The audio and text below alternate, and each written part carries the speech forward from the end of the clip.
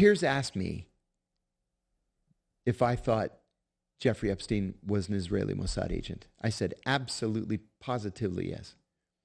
And General Yatom, he sat there like this the whole show. He just goes, oh. And then Dershowitz is like, I object to that. And constantly interrupting. It's not my nature to interrupt. Or if I do, I apologize for interrupting. Finally, Pierce told him, will you just shut your mouth and let the man answer the question? So I said, look, the Israelis have always spied on the United States deeply. I said, on my very first day at the CIA, where all the new hires, we're sitting in the CIA auditorium called the Bubble, and we're getting briefed by like the head of insurance and the head of this and the head of that, and this is how you fill out your time card, and this is how you pick your health insurance, and the head of security came to brief us. And he said, the most important thing that we're going to need to consider is the issue of counterintelligence. There are enemies behind every bush, and they all want to know what we're working on and what we know about them. We have to protect ourselves. So he said, rule number one, there's a steakhouse right down the road. It's the nearest restaurant to the CIA's headquarters. Don't ever go in that restaurant. Why? Because the KGB thinks that we all eat at that restaurant. So any time of the day or night, everybody in that restaurant is a KGB agent waiting for the CIA guy to come in and who forgot to take his badge off, right? Yeah. Don't ever go in that restaurant. Secondly, he said, even our friends spy on us. He said, many of you will come into contact with the two Israeli intelligence officers who are based at the Israeli embassy in Washington. There's a representative from Mossad and a representative from Shin Bet. He said, the FBI has been able to identify 187 undeclared Israeli Mossad agents spread all across the United States, spying on our defense contractors to steal our defense secrets. Now, we give the Israelis 99% of what we have. They want to steal that last 1%. There's a famous story when we built the F-35. We said to them, look, we developed this new fighter jet. It's stealth. It's this. It's that. It's amazing. Everybody's going to get it. It's the F-35. They said, we want it. We said, great. We're going to give it to you. We're going to call it the F-35I for Israel. And we're going to just very slightly degrade the avionics. So God forbid if it's shot down by the Iranians or the Syrians or the Russians and they get the avionics, they won't be able to duplicate it. They said, no. We want the F-35 with the avionics. We said, no. Okay, so they're trying to steal the avionics. At the same time, the UAE came to us and said, hey, we want that F-35. And we said, great, we're going to give it to you. We're going to call it the F-35E, E for Emirates. And we're going to slightly degrade the avionics, so God forbid, if the Iranians shoot it down, they can't get it and reverse engineer it. They said, fine, no problem. But the Israelis are here to steal the avionics. That's one thing I never was able to comprehend. I mean, such a friendly nation who shares intelligence. Well, constant base, not them, us. Oh, yes. You're 100% right. Yes. Constantly, all the time. Right. And we sell all types of weapons to Israel, and that's why it's such a small country. Right. But yet so powerful, right? Yeah. Why still try to steal secrets? Because why still have these agents? The Israelis truly believe that they're alone in the world. Really? They truly believe it. So that's their culture, that's their psychology. It is. Yes, to Trust both. nobody but themselves. Tell us the story about when the CIA stopped accepting gifts from. Yeah, when my very first liaison briefing was very early 1990. I was brand new. I had only been in the CIA for 3 or 4 months. And my boss said, hey, you're going to do your first liaison briefing. Now, when you're in the Directorate of Intelligence, you're declared to a whole bunch of foreign intelligence services, especially when you work on an enemy country like Iraq, like I did. So, most people go through their entire 30-year careers and they're declared to 2 or 3, 4 or 5 foreign intelligence services, where the CIA says to the head of the other intelligence service, this is my guy. He's a CIA officer. Okay, so you're declared. They know you're a CIA officer because you told them you are. Yeah. Okay. So the Israelis would come to headquarters for their briefings. We call them intelligence exchanges.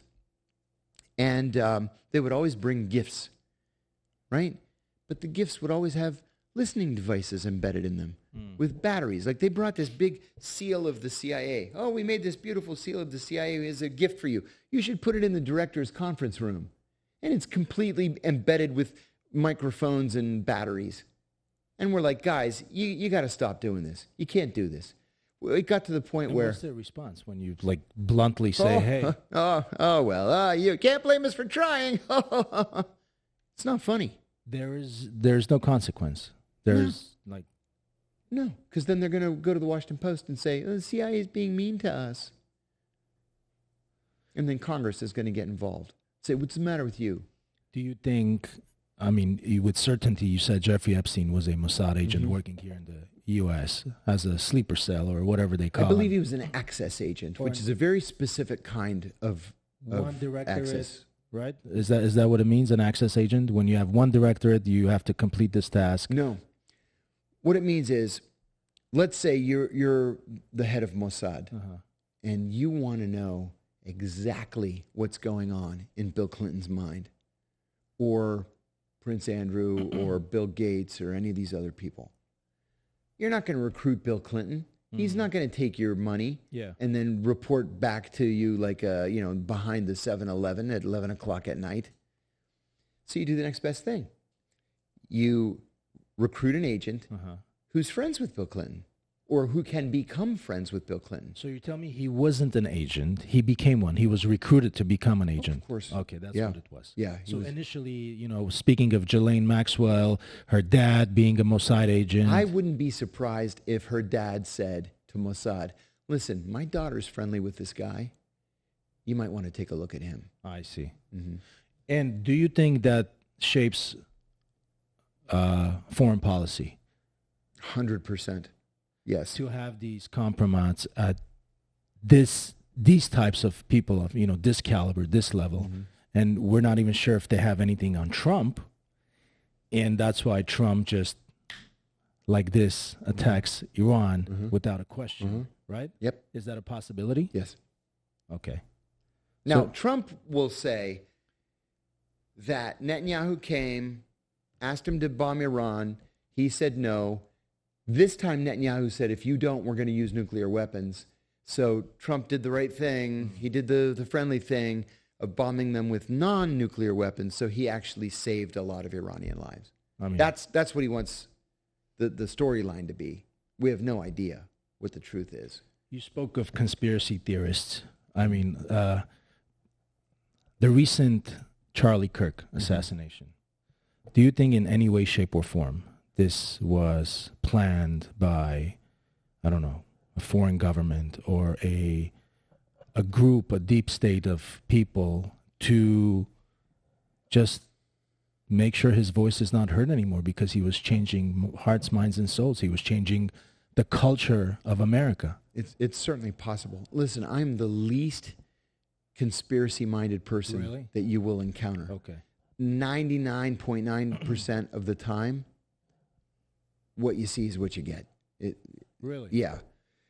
There are so many moving parts in a conspiracy.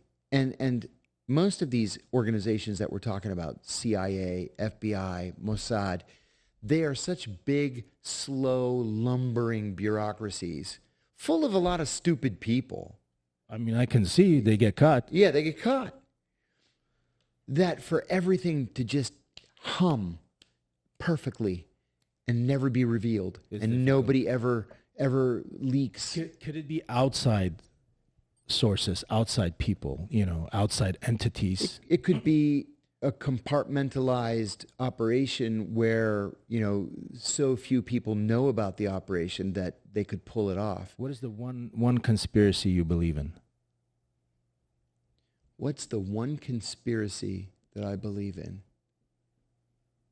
I believe that elements of the CIA were involved in the killing of John Kennedy. I believe elements of the Israeli government were involved in the killing of John Kennedy. Really? I do. Again, the Israelis. Uh-huh. Which element puts it together? I was waiting for the president to declassify all of the remaining JFK documents, right? Yes. He said he did. He didn't. Not all of it, yeah. No. There's still several thousand pages, and I'm told that they point directly at the Israelis. Really? Mm-hmm. What would be the benefit of they them had taking specifically asked Kennedy for nuclear technology to build a bomb, and he said that he would never give them nuclear technology to build a bomb. And at the time, Kennedy wanted to inspect Israeli nuclear sites. Exactly. Right? Exactly. And I mean, and we did. We went there. We inspected it, just like we did in Iran, right? And Same Iraq, way. both. And in Iraq, yeah. And you put lead seals, you put cameras, you have spot inspections. The system works. Yeah. And of course, we never found any, but we all know that Israel has numerous nuclear weapons.